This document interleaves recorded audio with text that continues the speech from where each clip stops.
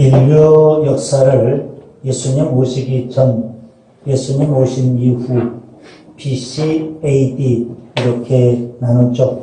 BC는 Before Christ, AD는 Anno Domini, 다 그리스도를 중심으로 인류 역사가 구분됩니다. 그런데 최근에는 이미 이렇게 우리가 관례적으로 쓰고 있는 BC, AD 이런 용어들을 바꾸려고 하는 움직임들이 있습니다. 그래서 BC 대신에 BCE, AD 대신에 CE 이렇게 바꾸어 쓰자 하는 움직임이 미국에서 있습니다. BCE라는 것은 Before Common Era, CE라는 것은 Common Era, 곧 일반적인 용어로 서력기원을 이렇게 표현하려고 하는 움직임이 있습니다. 왜 이런 용어를 교체하려고 사람들이 그럴까요? 예수 그리스도라는 이름을 싫어하기 때문에 그걸 지우자는 겁니다. 우리가 흔히 성탄절을 메리 크리스마스 이렇게 표현합니다. 즐거운 성탄절 그런 의미 있죠. 그런데 이 용어도 바꾸자는 겁니다. 그래서 미국에서는 해피 할러데이 이렇게 표현합니다. 행복한 연휴, 행복한 휴일 이런 개념으로 바꾸자는 겁니다. 왜냐하면 예수 그리스도 이름이 들어가는 그런 용어들 쓰기 싫다는 그런 의도가 그 속에 담겨 있습니다. 세상 사람들은 예수 그리스도를 싫어합니다. 그럼에도 불구하고 우리는 이번 성탄절의 주인공은 오직 예수 그리스도임을 고백해야 되는 줄 믿습니다. 크리스마스라는 이 용어는 그리스도께 예배를 드린다. 그런 의미가 그 속에 담겨 있습니다. 우리가 진정한 그리스도인이라면 이번 성탄절 단지 아기 예수님 탄생을 축하하는 상태에서 끝나면 안 될 겁니다. 축하할 뿐 아니라 그 예수님 우리가 경배하고 예배해야 되는 줄 믿습니다. 마태복음 2장에 보면 동방박사들 그들은 예루살렘에 있는 헤롯 왕에게 가서 헤롯 왕을 경배하지 않았습니다. 그들은 베들레헴에 가서 예수님의 아버지 어머니 요셉과 마리아를 경배하지 않았습니다. 그들은 갓 태어난 아기 예수께 경배를 드렸습니다. 그들은 의례적으로 또 경배한 것도 아닙니다. 황금, 유향, 모략, 왕을 경배할 때 드리는 예물을 갖고 와서 그들은 아기 예수님을 경배했던 겁니다. 최고의 정성을 다해서 그렇게 예수님을 경배하고 예배하는 성탄절이 되어야 합니다.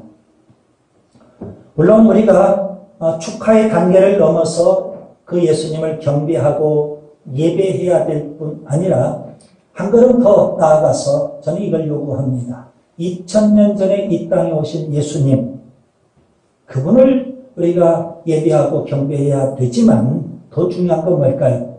그 예수님을 우리가 직접 만나야 된다는 사실입니다. 그 예수님을 만나는 영적 사건이 이번 성탄절에 있기를 바랍니다.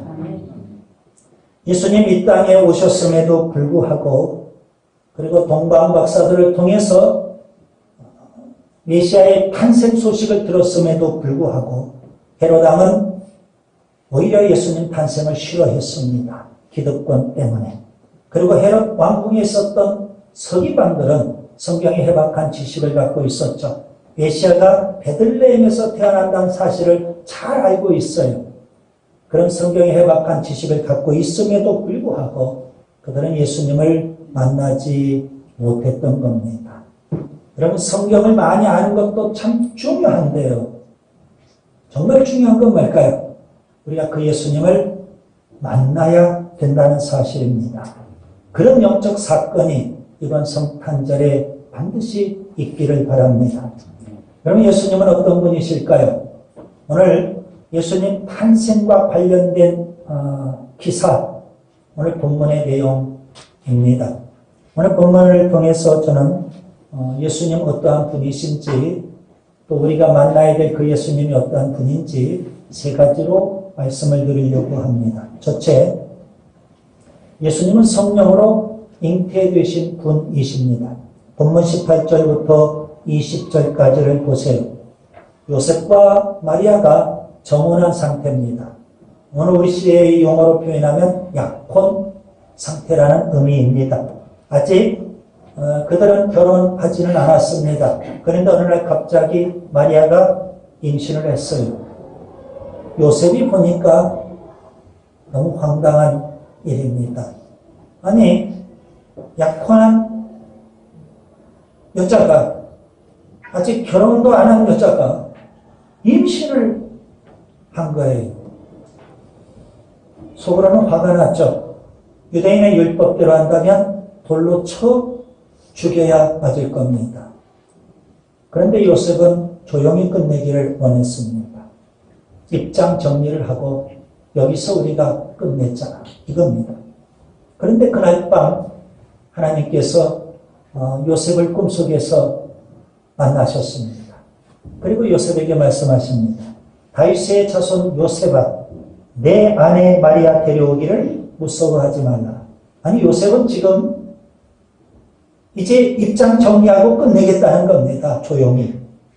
그런데 하나님께서는 마리아 데려오는 것을 무서워하지 말라는 겁니다. 요셉이 하나님 앞에 말씀을 드리죠. 하나님, 싫습니다.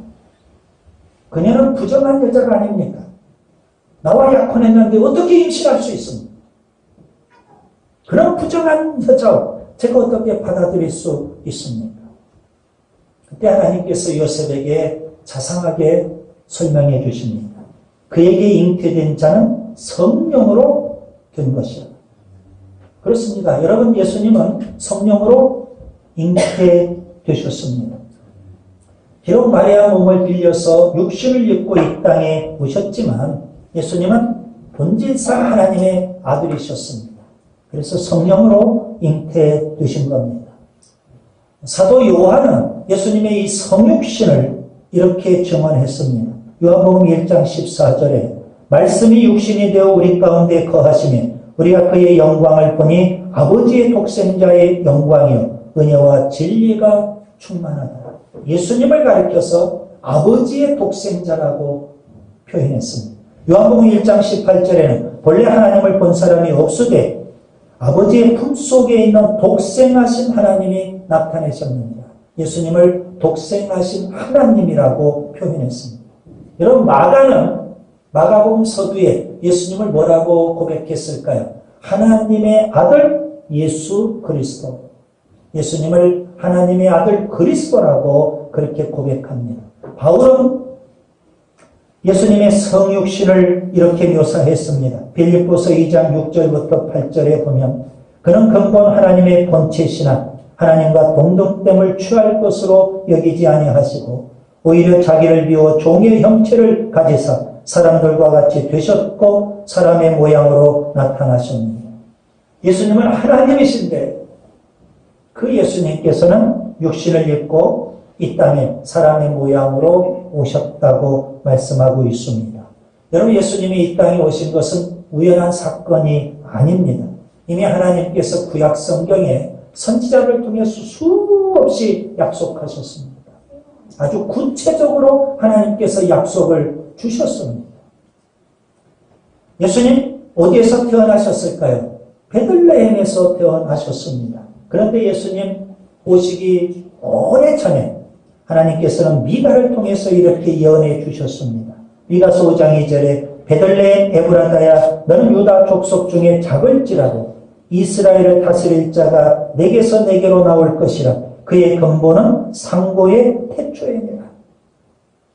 영원히 계셨던 그 하나님, 그분이 베들레헴을 통해서 이 땅에 오시겠다고 미가를 통해서 하나님은 예언해 주신 겁니다. 예수님은 누구를 통해서 이 땅에 오셨을까요? 동정녀입니다. 이사야 7장 14절에 보면 그러므로 주께서 친히 징조로 너희에게 주실 것이라. 보라, 처녀가 잉태하여 아들을 낳을 것이요 그 이름을 임마누엘이라 하리라. 예수님 오시기 오래전에 하나님의 이사야를 통해서 동정녀를 통해서 예수님 오실 것이라고 그렇게 예언해 주셨습니다. 예수님은 하나님의 약속의 성취로 이 땅에 오신 겁니다. 그러나 예수님께서 성령으로 잉태되셨고 육신을 입고 오시게 되셨습니다. 왜 예수님의 성령의 잉태가 그렇게 중요할까요? 예수님은 비록 마리아의 몸을 빌려 육신을 입고 오셨지만 예수님은 성령으로 잉태되셨기 때문에 죄가 없으신 분입니다. 다시 표현하면 원죄와 상관없이 예수님은 이 땅에 태어나시게 되셨다는 사실입니다. 히브리서 4장 15절에 보면 우리에게 있는 대제사장은 우리 연약함을 동정하지 못하실 리가 아니요 모든 일에 우리와 똑같이 시험을 받으시니로되 죄는 없으시니라. 죄 없으신 예수님. 여러분, 이 땅에 태어난 모든 사람들은 다 원죄를 갖고 태어납니다. 죄인으로 태어나서 죄를 짓기 때문에 또 죄인이 되는 겁니다. 그러나 예수님은 성령으로 잉태되셨기 때문에 비록 마리아를 통해서 육신을 입고 오셨지만 성령으로 잉태되셨기 때문에 예수님은 원죄 없이 이 땅에 오시게 되었던 겁니다. 그 예수님께서 여러분 죄 없이 오셨고 죄 없이 사셨고 그래서 우리를 위해서 십자가에 대신 우리의 죄를 지고 죽어주실 수 있게 됐던 겁니다. 성령으로 잉태하신 예수님. 그 다음에 두 번째 예수님은 또 어떤 분이실까요? 예수님은 우리를 죄에서 구원하실 분이십니다. 이런 본문 21절, 22절을 보시기 바랍니다. 하나님은 요셉에게 마리아의 임신에 대해서 좀 더 자세하고 구체적으로 또 설명해 주십니다. 예수님 이름까지도 그렇게 하나님께서 말씀해 주셨어요. 예수라고 하라는 겁니다. 그 예수님은 우리를 죄에서 구원하실 분이십니다. 우리를 죄에서 구원하시기 위해서 예수님이 이 땅에 오셨고요. 그 예수님은 죄 없이 태어나셨고 죄 없이 사셨고 그래서 우리의 죄를 대신 지실 수 있는 분이셨습니다. 그 예수님의 십자가의 죽으심으로 우리는 죄사함 받을 수 있는 길이 열리게 된 겁니다. 여러분, 우리가 어떻게 죄사함 받고 구원받을 수 있을까요? 성경은 이렇게 말합니다. 예수님을 믿으라는 겁니다. 예수님을 믿기만 하면 죄사함 받고 우리가 구원받게 되는 줄 믿습니다. 에베소서 2장 8절에 너희는 그 은혜에 의하여 믿음으로 말미암아 구원을 받았으니 이것이 너희에게서 난 것이 아니요 하나님의 선물이라. 믿음으로, 예수님을 믿음으로 우리가 구원받게 되는데요. 이 구원은 하나님의 은혜로 주어진다는 사실입니다. 사도행전 10장 43절에 그 예수님에 대하여 모든 선지자도 증언하되 그를 믿는 사람들이 다 그의 이름을 힘입어 죄사함을 받는다 하였느니라. 예수님을 믿는 자마다 죄사함을 받는다는 사실입니다. 사도행전 16장 31절 유명한 말씀이 있죠. 주 예수를 믿으라. 그리하면 너와 내 집이 구원을 받으리라 했습니다. 예수님 믿어야만 우리가 구원을 얻게 되는 줄 믿습니다. 주님은 친히 이렇게 말씀하셨어요. 요한복음 5장 24절에 내 말을 듣고 또 나 보내신 이를 믿는 자는 영생을 얻었고 심판에 이르지 아니하나니 사망에서 생명으로 옮겨졌느니라. 아멘. 예수 믿으면 심판받지 않고 생명을 얻게 되는 줄 믿습니다.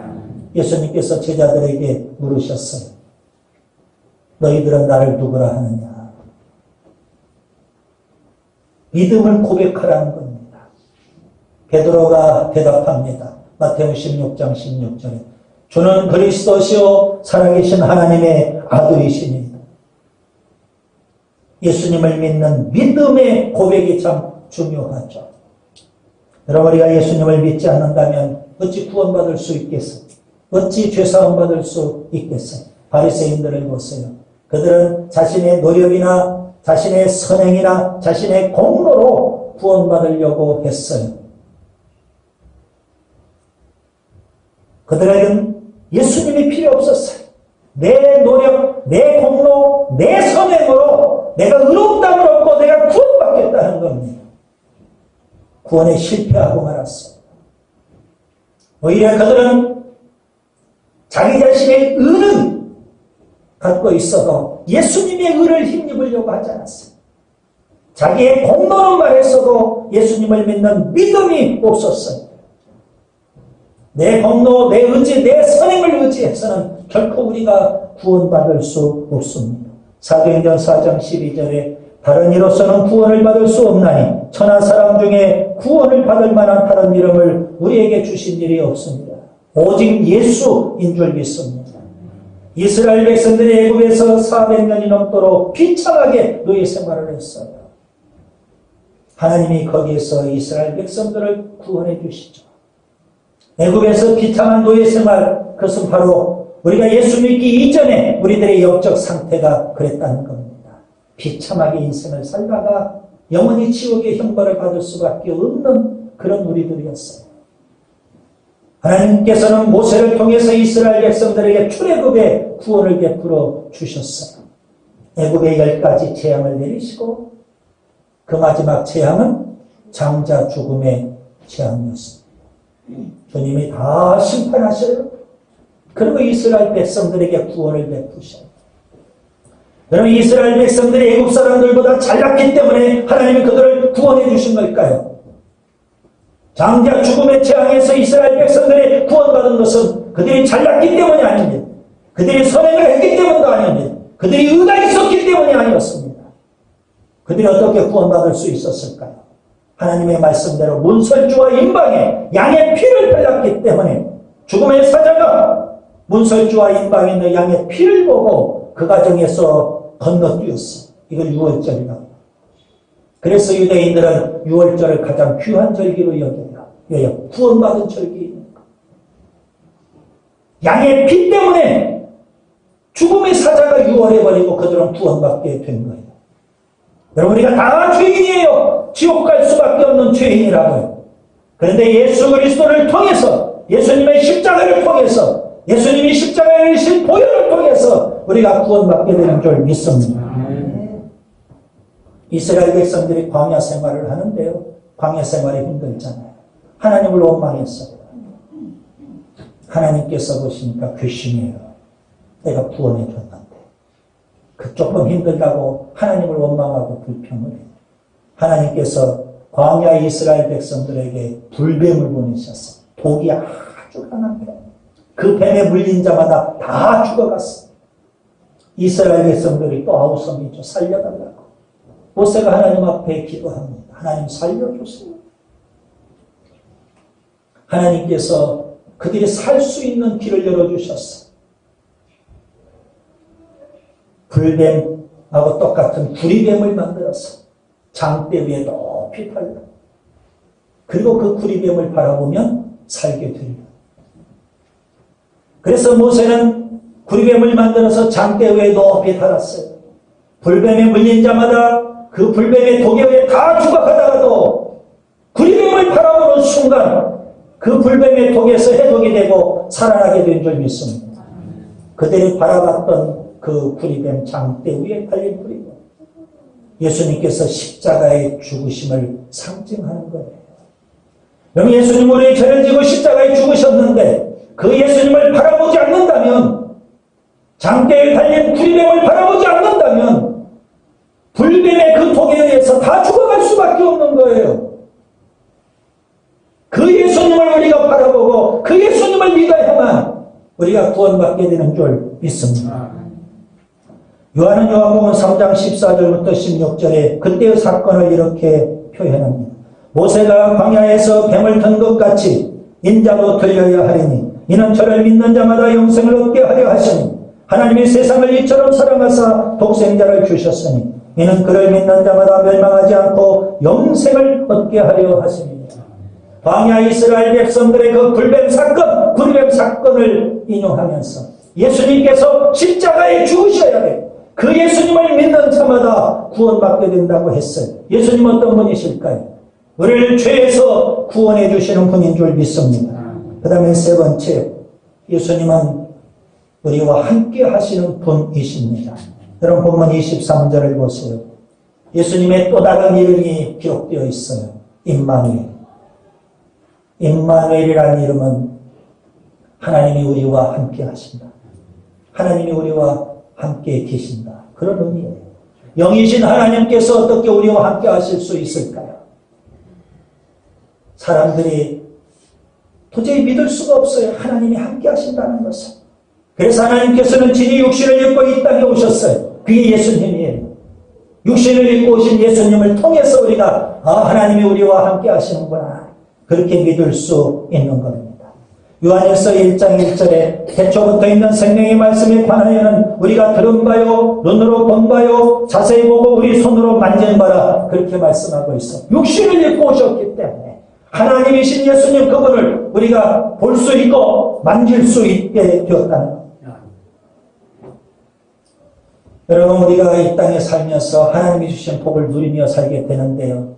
건강의 복도 참 중요하고 물질의 복도 참 중요해요. 사업의 형통의 복도 너무 중요해요. 자녀들이 복받고 잘 배워지는 것도 참 귀하고 소중하고 중요해요. 그런데 여러분 아셔야 됩니다. 가장 중요한 복은 뭘까요?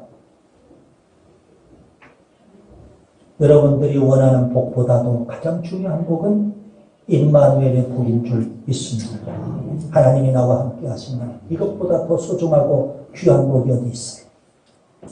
예수님 없이 주어지는 물질의 복, 예수님 없이 주어지는 건강의 복, 예수님 없이 주어지는 가정의 행복, 예수님 없이 주어지는 자녀의 형통, 예수님 없이 주어지는 우리의 성공, 무슨 의미가 있나? 예수님이 함께 하시는 임마누엘의 복이 가장 큰 복인 줄 믿습니다. 시편 23편 4절에 다윗이 노래합니다. 내가 사망의 엄청난 골짜기로 다닐지라도 해를 두려워하지 않을 것은 주께서 나와 함께 하시니라. 주의 지팡이와 막대기가 나를 안위하시나이다. 이사야서 41장 10절에 이사야는 외쳤습니다. 두려워하지 말라. 내가 너와 함께 함이라. 놀라지 말라. 나는 내 하나님이 됨이라. 내가 너를 굳세게 하리라. 참으로 너를 도와주리라. 참으로 나의 의로운 오른손으로 너를 붙들리라. 하나님께서 이사야를 통해서 말씀하고 있지 않습니까? 하나님이 함께 하신다는 거예요. 함께 하셔서 하나님이 도와주시고 붙들어주시고 굳세게 하시고 승리하게 하시고 복을 주시는 걸 믿습니다. 여호수아서 1장 9절에 내가 내게 명령한 것이 아니냐. 강하고 담대하라. 두려워하지 말며 놀라지 말라. 내가 어디로 가든지 내 하나님 여호와가 너와 함께 하느냐. 여러분이 어디를 가든지 무엇을 하든지 주님이 함께 하시는 복이 여러분에게 임할 수 있기를 바랍니다. 예수님께서 임마누엘로 이 땅에 오셨고 예수님이 승천하시면서 제자들에게 약속하셨어요. 마태복음 28장 20절에 내가 세상 끝날까지 너희와 항상 함께 있으리라. 세상 끝날까지 너희와 항상 함께 있으리라. 주님은 그 약속 그대로 우리와 함께 해주시는 줄 믿습니다. 아프리카 부족의 이야기입니다. 그 부족은 자녀들을 강인한 전사로 양육하기 위해서 어려서 담요 훈련을 시킵니다. 캄캄한 밤중 칠흑같이 어두운 밤 자녀를 데리고 깊은 한 번도 가본 적이 없는 밀림 속으로 데리고 들어갑니다. 아버지가.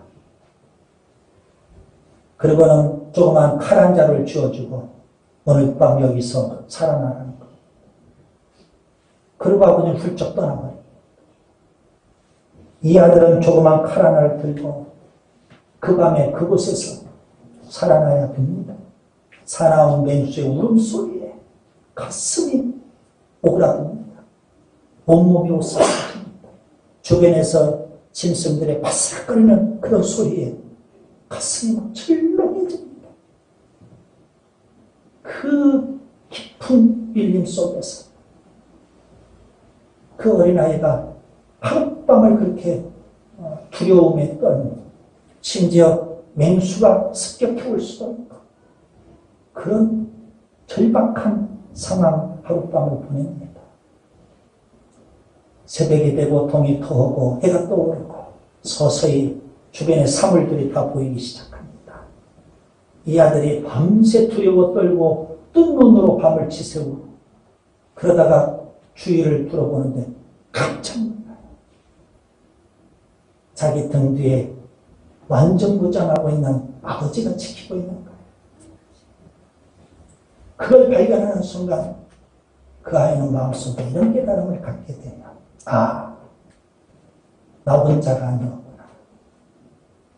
아버지가 완전 무장을 하고 밤새 나를 지켜보면서 지켜주셨고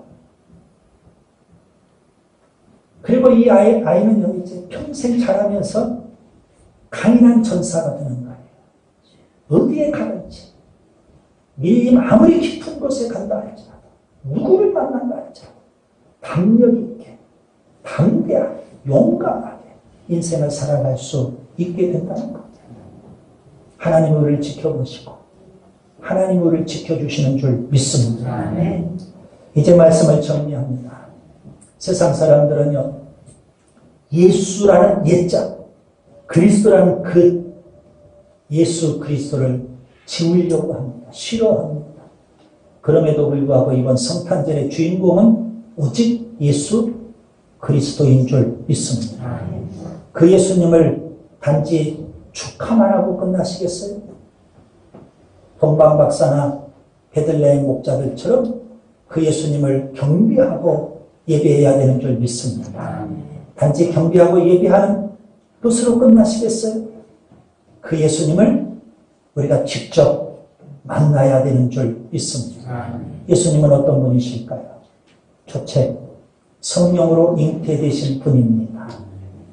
비록 마리아의 몸을 통해서 이 땅에 육신을 입고 오셨지만 예수님은 하나님의 아들이십니다. 둘째, 그 예수님은 우리를 죄에서 구원하신 분입니다.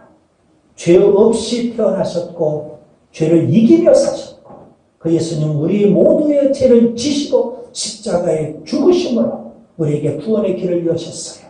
그 예수님을 믿기만 하면 다 죄사함 받고 구원받는 줄 믿습니다. 세 번째, 그 예수님은 세상 끝날까지 우리와 함께 하시는 임마누엘이 되십니다. 여러분, 우리가 무슨 일을 당해도 우리가 어디를 가도 주님이 나와 함께 하신다는 임마누엘의 신앙으로 승리할 수 있기를 바랍니다.